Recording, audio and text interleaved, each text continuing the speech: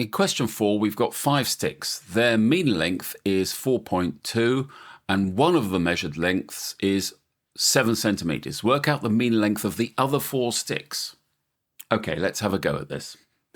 If we've got 5 sticks and the mean length is 4.2, it means that the total length of all the sticks placed end to end will be 5 multiplied by 4.2, which is equal to 21 centimetres.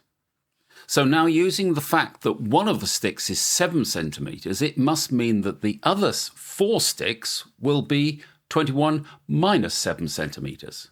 So 4 remaining sticks must equal 21 minus 7, which is equal to 14 centimetres. So therefore their mean length will be equal to 14 divided by the number of sticks, which is 4. And this is equal to 3.5 centimetres. And that's the answer to part A.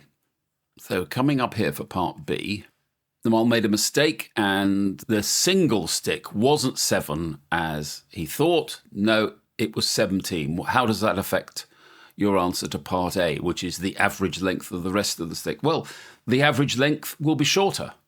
We've not been asked to calculate it, but the mean length will be lower than 3.5 centimetres. And that's the answer to part B.